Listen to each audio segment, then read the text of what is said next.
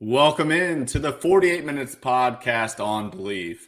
I'm Ross Geiger, the former NBA video coordinator, and I'm joined alongside Bruce Bernstein, our four-time Emmy Award winner, who spent more than 3 decades at ESPN producing NBA shows, SportsCenter, and soaking up knowledge from the best 2 panelists in the business. Also joining us is the 2-time Emmy Award winner, Michael Worldby Freer, who's a senior writer at Stat Factor, specializing in writing advanced statistical NBA reports for various announcers across the league. This is episode number 155, the Derrick Jones Jr. episode, as the high rising forward currently wears number 55 as a member of the Los Angeles Clippers. Unfortunately for Derrick, he was forced to hang up his number 55 jersey until next season in Denver after the Game 7 loss for the Clippers this past Saturday. Before we dive into things, just a quick update on our own personal records for the first round series playoff predictions. Bruce is ahead right now. He went 6-2 in his predictions in the first round. And World B and I actually tied, ended up going 5-3 overall. So real quickly here, fellas, definitely want to get you guys to chime in here. Keeping our records in mind and kind of just reflecting back on the first round matchups, what's one quick thing you learned so far about the 2025 NBA playoffs? Bruce, I'll start with you. Well, I learned that even though nobody talks about divisions anymore, there are still 6 of them. And only one has 3 teams still alive. The Northwest with OKC, Denver, and Minnesota. The Atlantic and the Midwest have 2 each, and the Pacific has just 1. 2 divisions have none, the Southwest and the Southeast. And I have a 1A. James Harden is still James Harden. He came up big in Game 6 to tie the Nuggets series, but in Game 7, he played a timid game. He had 13 assists, 5 rebounds, but scored just 7 on 2 of 8 shooting. He was also minus 29 in 35 minutes. I was disappointed, but unfortunately not surprised. Yeah, great points there. World B, what about you? What did you learn in that first round? I learned that the team that I thought was going to come out of the West in our preseason prediction show back in October, the Minnesota Timberwolves, really could actually do this. Now, it seemed for the longest time like this, it was a bad call. It still may be in the end, but they looked really impressive in taking down the Lakers, and they have what I would consider, even though they didn't fare well against them during the regular season, a favorable matchup against the Warriors.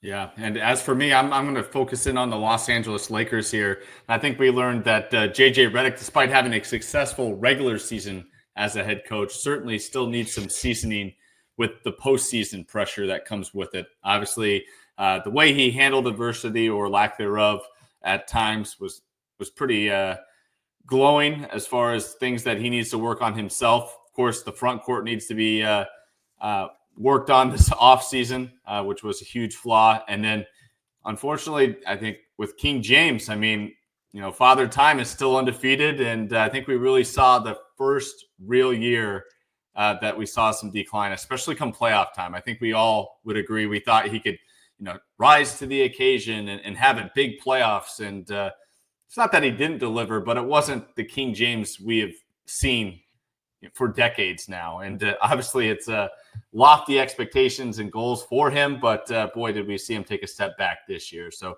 those are the quick things that I learned, but let's go ahead and jump into the second round, because we had an epic Game 1 in Boston here this evening. World B, I know, is going to be thrilled to talk about this one, as the New York Knicks came from behind to force overtime and ended up defeating the Boston Celtics 108-105 in Game 1 of this series. World B, I'll let you start since you took home the W here tonight.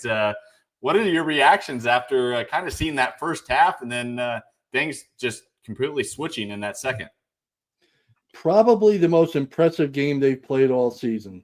That sounds a little cliche to say that, considering they had this big comeback.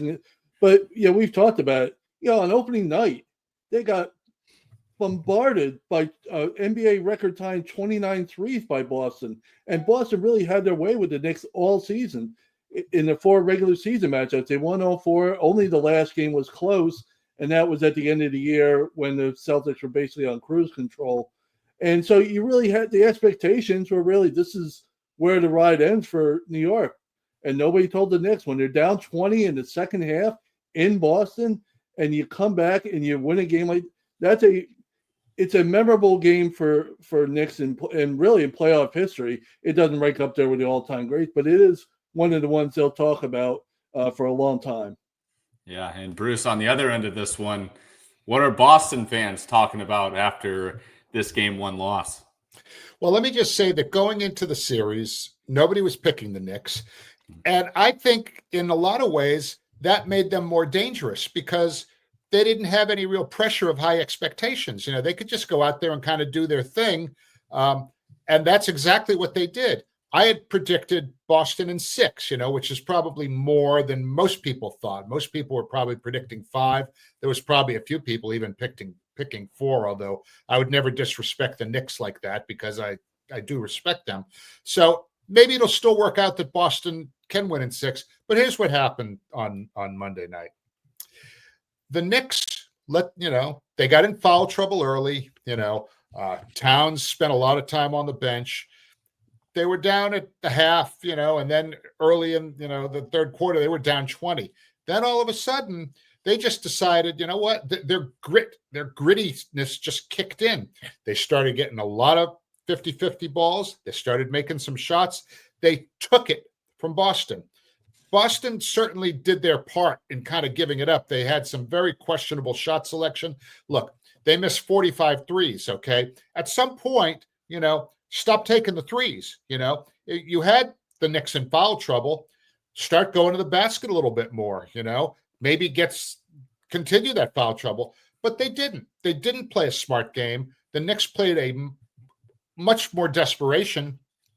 And as a result, they won, and deservedly so. I mean, Boston's should really look themselves in the mirror and say, is this all we had in game 1 against a dangerous team? They got some soul searching to do. Yeah, they really do. And I'm glad you brought up that early foul trouble because you're exactly right, especially with this Knicks group, with a coach like Tom Thibodeau that likes to ride those starters. If you got guys in foul trouble early, try to get him in even worse foul trouble to where he's got to play that bench. Now, World B, I know one guy you were had high praise for before we started taping here tonight was just the contributions Miles McBride had tonight for the Knicks, and talk about how big that was off the bench. And then also, just curious to get your thoughts on Precious Achiuwa or lack thereof in this one. Yeah, as for Precious, I don't know what the story is there. It's really surprised to see him get so little time. He's been a big part of their rotation for most of the year, but you didn't really see much of him in the Pistons series either. So the Deuce McBride situation, he just had a really bad first-round series. Couldn't buy a shot, and if they had a little more depth, he probably would have been on the bench there, not getting a whole lot of time. But, when you're in this situation, when you're making these comebacks, every basket counts. Every play counts. It's in the playoffs. It's in any sport, really. You're, in the baseball, you get a key pinch hitter. You get a reliever coming in, shut the door, get out of a bases loaded jam. Maybe faces 2 batters, but that's huge. I mean, Mikal Bridges, for example, struggled the whole night, 5 points or 8 points, the whole night, and he makes a steal at the end of Jaylen Brown. To Bruce's point, he just wanted the ball. He got the ball and he took it from him, and that sealed the game. He struggled from the field, and he still managed to make a big contribution. Karl-Anthony Towns had a terrible night, on the court. Couldn't buy a shot, 12 points, and 14 points, and yet every rebound in that run that they made, he seemed to be the one getting them. That's huge for them. All those things matter. Brunson was huge. OG Anunoby was huge. But everybody has to contribute, especially if you're the Knicks in this situation. It doesn't have to be. It was good to see McBride get 10 points or 11 points, but it's everything. Every little bit counts when you're trying to take down a team as good as Boston. No doubt. And Bruce, one guy I want to talk about contributing for the Celtics is Jason Tatum. This is a guy that had his way with the Knicks all regular season long, averaging 33.5 points per game and shot 47.8% from downtown in their 4 games against the Knicks. Obviously, he got off to an incredible start, 13 points in that first quarter, but then he ends the game with, I believe, 23 points. So just what were your thoughts from what you saw early on from Tatum in this one, and then what might have changed there in the second half?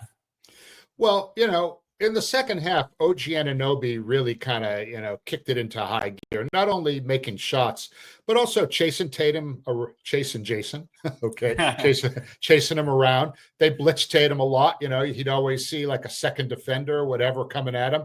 And he was very stubborn, if you want my opinion. And I'm a huge Jason Tatum fan. He took a lot of ill-advised shots. I mean, on a night where, he only shot 7 out of 23 and only, 4 out of 15 from downtown, which probably made him their best 3-point shooter because they were just god awful. Tatum, it really was an off night for him. I mean, look, he's the last 3 games against Orlando, he was in the 30s. So he ends up with 23, played a lot of minutes, still, had 16 rebounds, 6 assists. But I mean, nobody's going to say, oh, he had a really good game. He really had a good quarter. Yeah. And down the stretch in this one, Bruce, just a quick follow-up. Any gripes or opinions on some of the late game situations or, guys that were in anything that you're like, man, I wish I would have saw this instead? Well, look, when they had the ball down 3 with 3 seconds left in overtime, I was really sort of expecting Peyton Pritchard to be out on the floor because Peyton Pritchard is a guy who has made a lot of clutch threes, and he's not going to be the guy anybody focused on. He was going to be like maybe the third option, although in 3 seconds, you really don't have, you can't really go through. But I mean, I would have felt very comfortable with Peyton Pritchard shooting a 3 in that situation if he was wide open. But look, I'm not going to second guess, Joe Mazzulla. Look, he's done a great job. And look, you lose game 1 of the series. Oh God, the sky is falling, but they still have time to sort of, right the ship, so to speak. Yeah. And when speaking about late game situations, World B, I got to get your thoughts as a longtime Knicks fan. I mean, you get the perfect patented floater on the left side for Jalen Brunson at the end of regulation. Somehow it does not go in. At that point, just with Knicks' luck, did you think, oh, man, we're going to lose in overtime now that he wasn't able to somehow bury that shot? Or did you still have some optimism in that overtime? Well, I was very optimistic. I mean, you made that kind of a comeback. You had all the momentum. And honestly, you were the better team for the last quarter and a half. So you had all the shot. You couldn't ask for a better shot at the end of the game. It was a perfect setup. And Brunson being the clutch player that he's been all season, that's usually a given. Give Al Horford credit. He really defended that well and forced Brunson to make a little bit higher shot on it, higher arc on his shot. And it missed just a little bit. At the end of the day, the Knicks were the better team when it counted both, down 20 from the end of the game. I was optimistic going into that overtime that they would stay in the game. They were making some shots, and Boston just couldn't buy a basket when it counted. How do you miss? They missed more threes than the Knicks attempted. They missed 45 3-point shots. The Knicks only took 37. So here's my prediction. You want a prediction? If the Knicks can outscore the Celtics from 3-point range in every game, they're going to win the series. It's just not going to happen, I don't think. But they did it tonight, and that's really a big reason why they won game 1. And, in my pregame notes, I put down, if OG Anunoby and Mikal Bridges can limit Jason Tatum and Jaylen Brown from going off each night, that could be a game changer for Tom Thibodeau. And that's really kind of what happened tonight. I mean, those two guys combined shot 14 for 43 from the floor. That is containing them and then some. So kudos to the Knicks' defensive effort. They held Boston at 35% shooting from the floor. That's got to be one of their 5 worst shooting nights of the year as far as field goal percentage for a game. Absolutely. Now, looking into game 2, Bruce, obviously, are we classifying this one as a must-win, given you lose this one, you go game 3 to Madison Square Garden with the Knicks fans waiting? I mean, it's hard to say that it's not a must-win, but I mean, Boston is a really great road team, and they're a defending champion. So, look, if they were to lose game 2, game 3 would be a must-win. But look, Boston has a few things to kind of be a little bit concerned about. Number one, Kristaps Porzingis only played 13 minutes. He was 0 for 4. He missed a couple easy buckets early on. And as it turns out, in a game that goes to overtime, every one of those misses made a difference. With some undisclosed illness we're not really sure about. Sam Hauser went down and he got, he went out of the game. He's been a very, key 3-point shooter for those guys. They really kind of got a sensational game from Drew Holiday on Monday night. I thought he was everywhere. It looked like he was like a Tasmanian devil out there. And after missing a few games in a row with injury, you weren't really sure what he was going to give you. Well, he gave you 39 minutes, and he was probably their best player on Monday night, in my opinion. He had the most, grit and hustle of anybody I saw there. So, Boston, I guess you could say it's a must-win. I'm not going to say it absolutely is, but you know what? You don't want to go to New York down 0-2 in front of that crowd. That would be intimidating for any team. Yeah. And we'll be up 1-0. What are you expecting in game 2, or what's your outlook heading into that second game? Well, the confidence is at an all-time high for this team, or at least for this season. You can't Tom Thibodeau was going to be out of a job before game 5 there, after game 5 of the Pistons series. Everybody's talking, well, if they lose the Pistons series, they're going to make these changes and he's going to be out of a job. Well, they win, three times. They win in Detroit. Now they just went to Boston and won. So, I think his job is safe for another year. And, Bruce is right. This is the Celtics were a tremendous road team this season, best in the league. And so you don't say this is a must win, but let's go back. They won that series from Orlando in the first round. But was anybody overly impressed with how Boston played? And we none of us, I don't think, came away thinking, well, this is the Celtics team we saw a season ago. They just dominated the league and dominated that wasn't the case. We kind of wrote it off as, well, Orlando played really tough defense and they had to grind it out. Well, they had to grind this game out. Now they're on the back end of a series. So Boston had to somehow start playing well as a unit. Otherwise, you go down 0-2, coming off a first round where you were not impressive. It's not panic. At that point, it might be panic time for Boston. It's not over by any stretch. No. But they have not been impressive to this point in the postseason by any stretch. Yeah. So it should be interesting in Beantown for game 2. Should be a lot of fun to see if they can bounce back and tie this one up headed back to New York.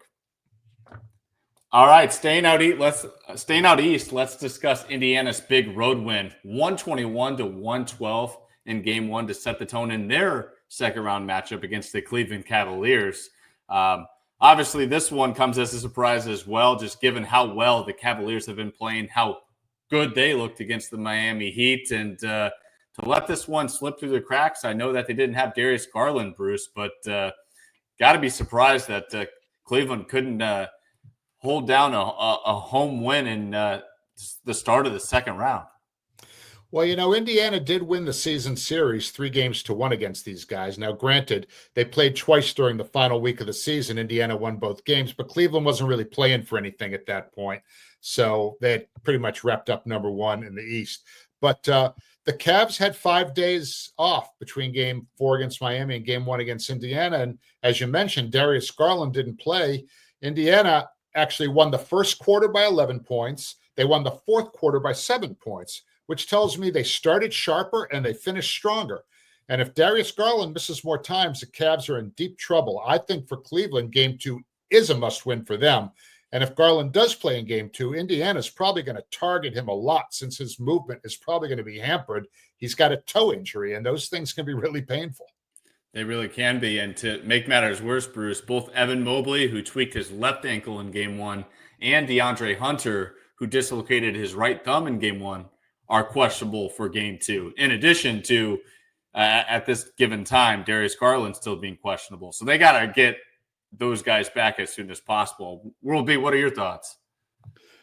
My thoughts were, if the Cavaliers aren't going to shoot better than what they shot in game 1, I know the circumstances without Garland and the injuries in general, but this is the best shooting team in the league this season, both from 2-point range and from 3-point range. They were the second best team, just barely behind the Bucks.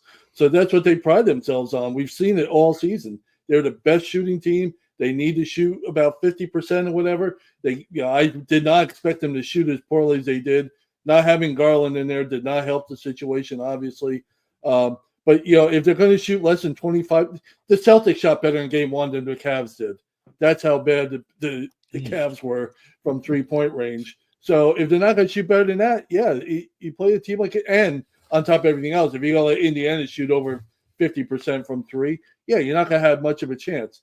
Is that going to last for 3 more games for Indiana? If it does, they're moving on real quick.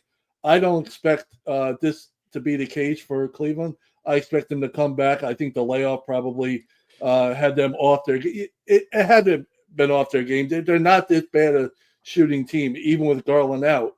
So I expect them to regroup, come back, have another really good night offensively.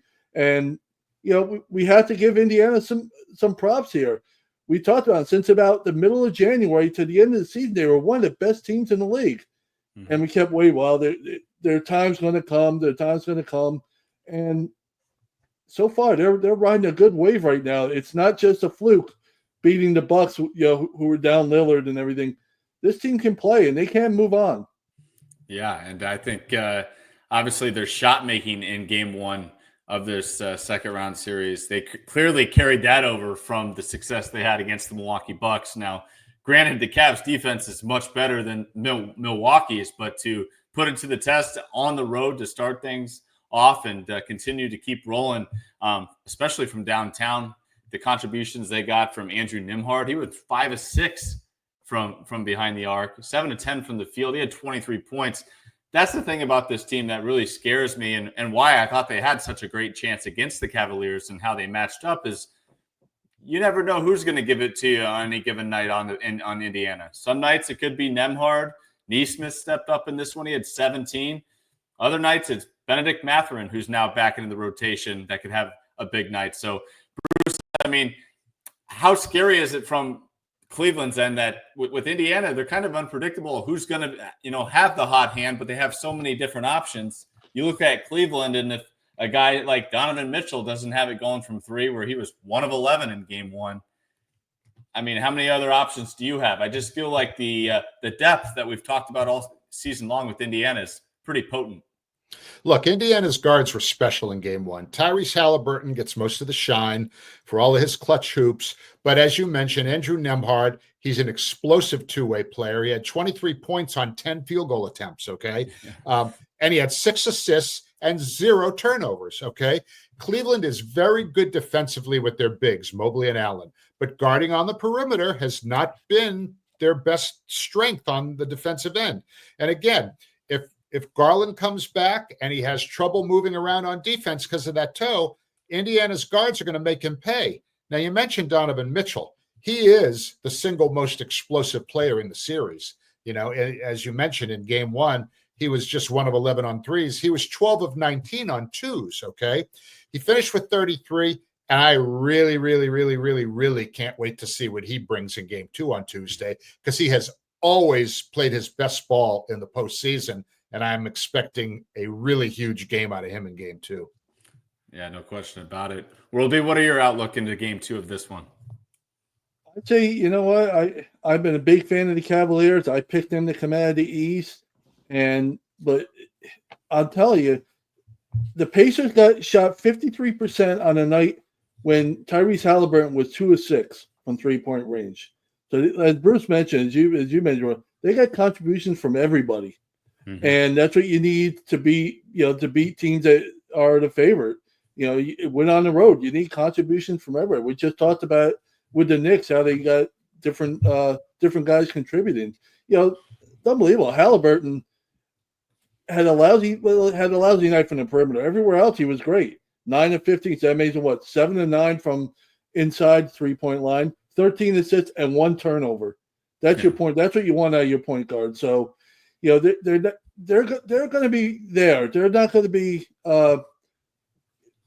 one and done. This is our win, and we're satisfied. They're a team that can win this series, and I still like Cleveland.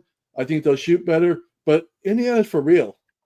They really are. So we've got 2 very fun series shaping up in the Eastern Conference. Now let's shift over to the Western Conference, where we got a very fun and interesting matchup of two first-round underdogs going head-to-head in the second round, with the 6th seed Minnesota Timberwolves hosting the 7th seed Golden State Warriors. Bruce, I can't remember the last time that we had a 6th and 7th seed both playing in the second round. Can you? No, I really can't. I mean, look, when Buddy Hield just decided to go absolutely nuclear in Sunday's Game 7, he had 22 in the first half. He had 9 of 11 on threes in the game. He also played really good defense. He had 2 blocks, a steal, 3 assists, no turnovers. Remember last year when he was on the 76ers? Nick Nurse wouldn't even put him in the game in the playoffs. I mean, he played a little bit, but he didn't play any meaningful minutes. But boy, oh boy, he busted out of the gate early on this season with some really solid games right at the beginning of the season. Then he kind of leveled off a little bit. But, I mean, he seems to be alive and kicking right now. And there's no answers for somebody like that when he gets on a heater like he was against Houston in the final game.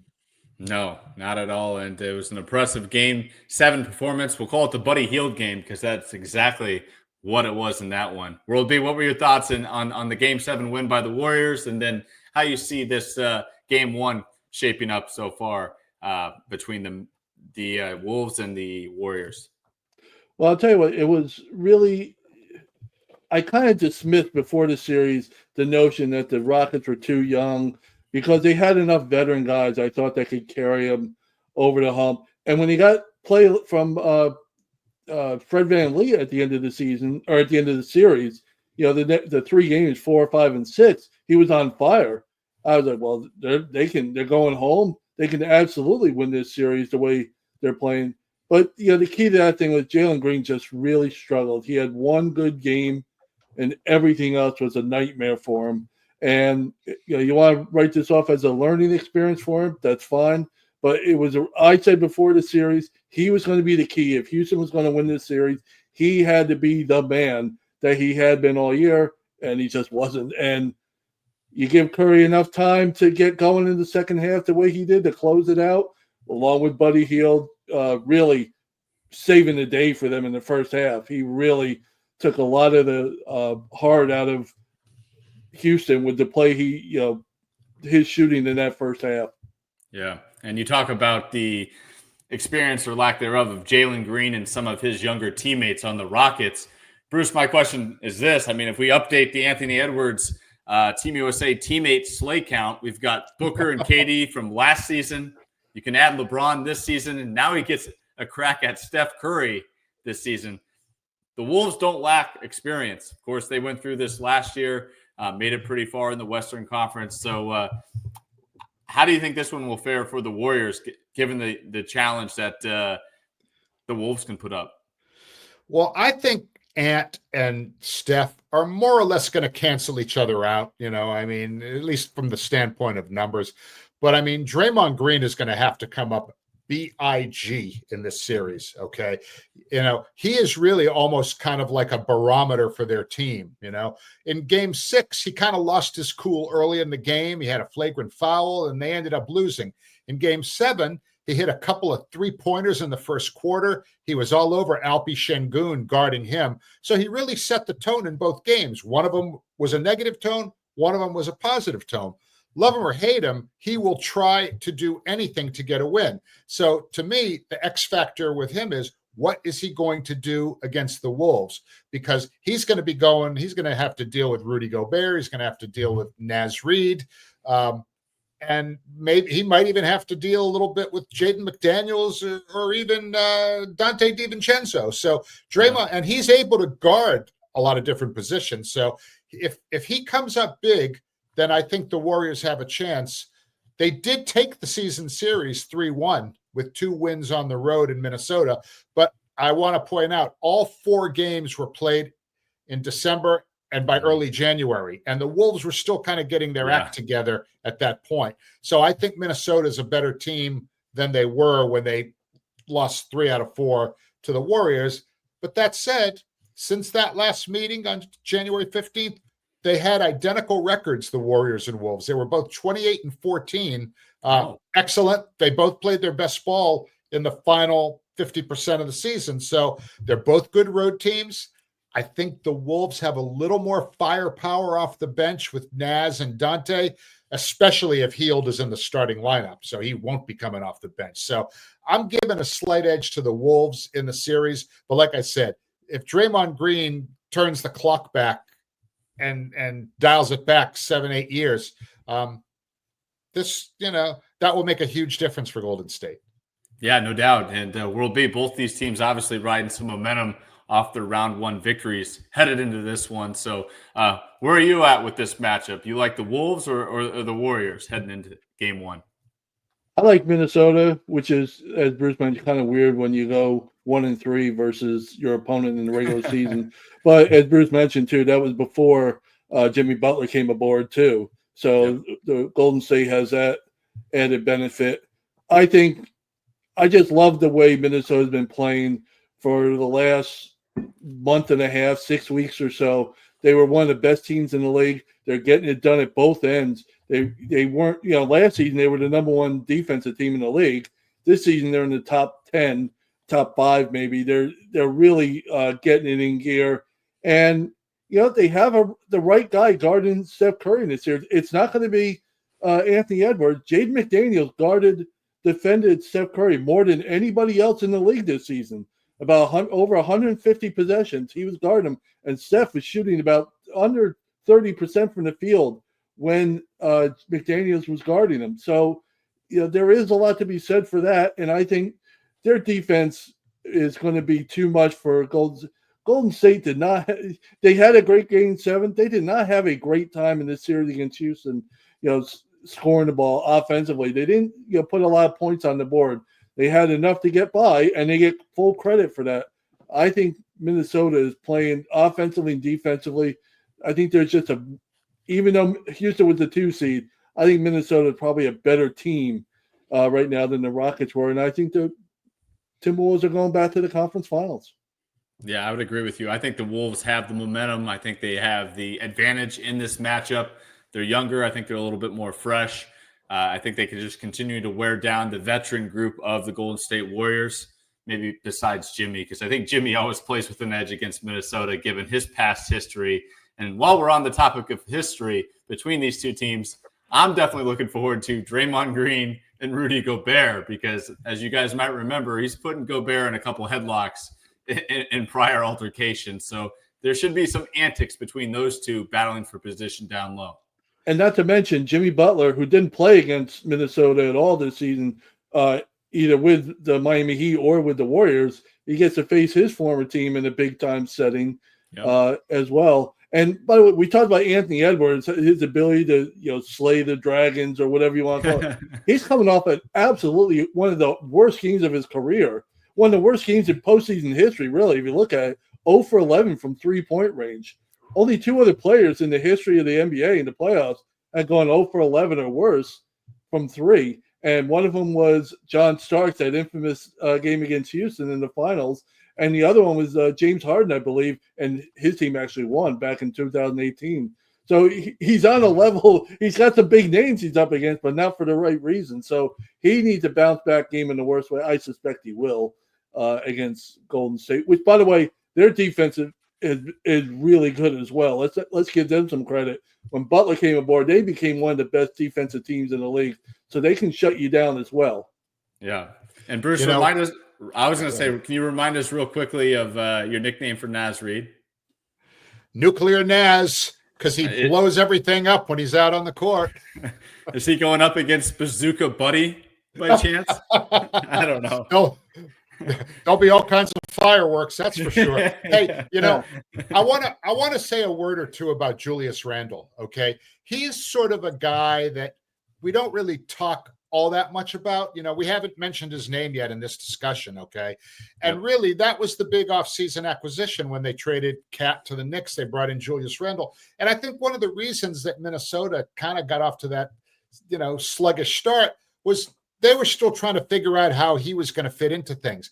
But it seems like he's really kind of hit his stride with those guys now. He's doing his thing. He's out there. He's giving them good, solid minutes. He's working hard. And look, I mean, is he the key to the series? Well, it's hard to say that he would be when you've got Stephen Curry and Anthony Edwards and Jimmy Butler out there. But if he can if he can hold his own in the Butler kind of battle, that really gives Minnesota, I think, a great chance to win, which I think they're going to anyway. Yeah. By the way, you mentioned Randall. He had 20 points, 20 or more points in the last 4 games of that series against the Lakers, which is the good news. The bad news is in the 4 games against Golden State, he was held under 20 points in each game. So he's got some work to do. He is coming off a great series. I agree with Bruce. He is a big factor. He's really turning his reputation around from where it was with the Knicks in the postseason, because he almost kind of got ran out of New York for the way he either performed or wasn't available for New York in the postseason. He wasn't there last year, and the year before he didn't have a good postseason. So it's good for him to see him bounce back like this with a new team, and hey, 4 wins away from another conference finals. That's not bad. No, not bad at all. All right, and lastly, game 1 between the Oklahoma City Thunder and Denver Nuggets is currently underway in Oklahoma City. And my question to you, Bruce, is can the Joker and the rest of his former championship core teammates in Denver put up a fight and make this a really interesting second-round series? Yeah, but they're not going to win. Okay. I mean, look. Dramatic pause there. I was expecting Oklahoma City to maybe, be a little bit rusty coming out of the gate in game 1 on Monday night. And as we're having this conversation now, they're about a minute and a half to go before halftime, and the Thunder are up by 11 points. In the first quarter, they won the quarter by 1, but in the second quarter, they've kind of kicked it in gear pretty well. They're outscoring Denver 33-20. So I think the thing that I really, there's a bunch of things about this series that I think are interesting, but the once and future MVP showdown, right? I'm pretty certain SGA is going to win it this year. I mean, I felt that way all along. But now we're really going to see who the winners should be once the series is over. And it's not about stats, because they're both going to fill up the box score, and that's not even a question. It's about which team wins. They split their 4 regular season games. Each team won a game on the road. So really, again, I violated my Rudy Tomjanovich rule in the first round when I picked against the Warriors and against the Thunder. I underestimated the heart of a champion, which I said 100 times this year. You never underestimate the heart of a champion. Well, I kind of did. And I guess I'm kind of doing it again in this series because I'm picking OKC. But look, the way Jamal Murray's been playing, the way Aaron Gordon's been playing, Joker is Joker, I could see it going 6. I'm not saying OKC will lose to these guys. Yeah. But, yeah, it's going to be interesting. Will be what's your take?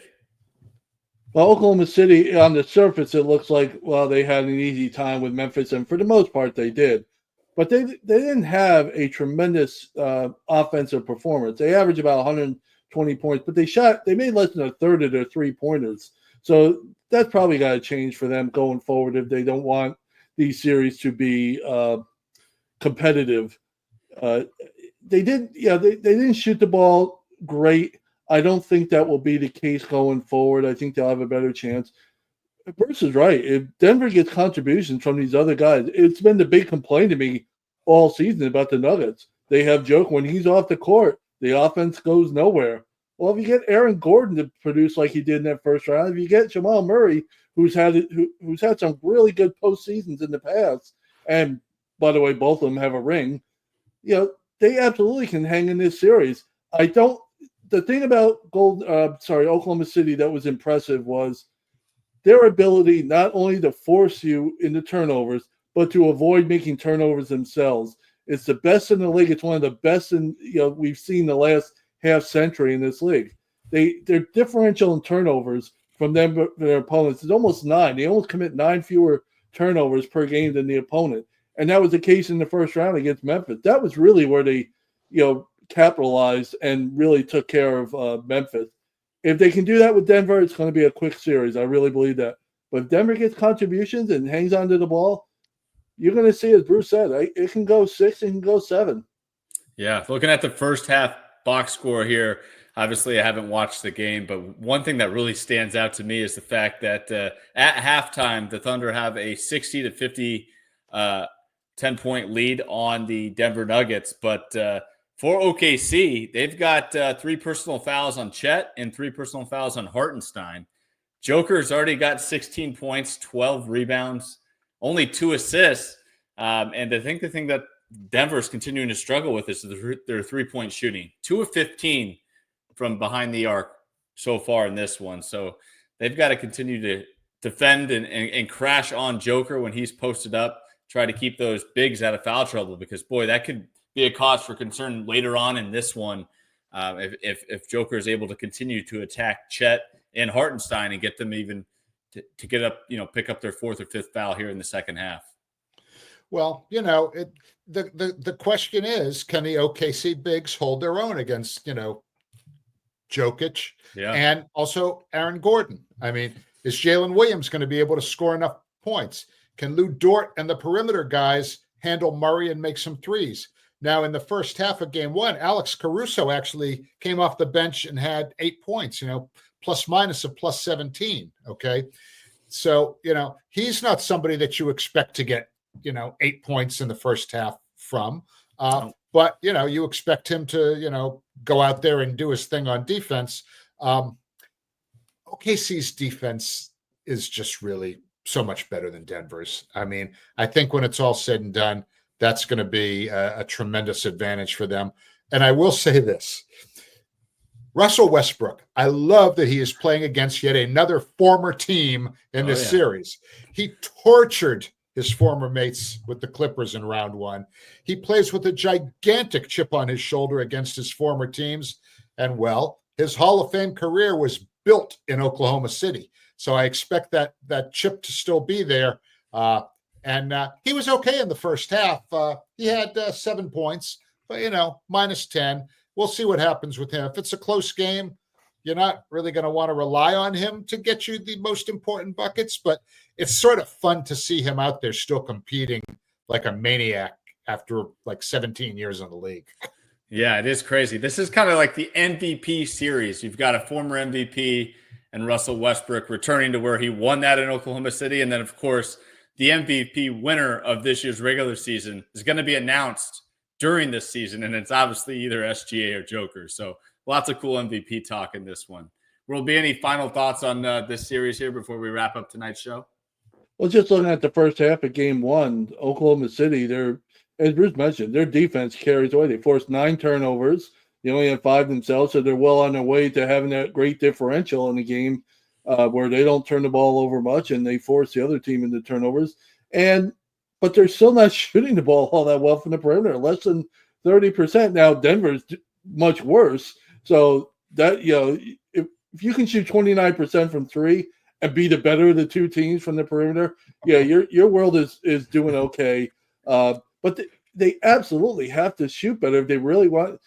This is fine to be at home and do this, but if you're going to go to Denver and shoot like this, your defense has got to be even more on their game. Which it could be, because we talked about the Celtics being the best road team in the league. Well, Oklahoma City was right there behind them. So they were only 32-8. They played 1 fewer road game than Boston did. So they were right there. They can win on the road too. But I need to see a little bit more from Oklahoma City offensively.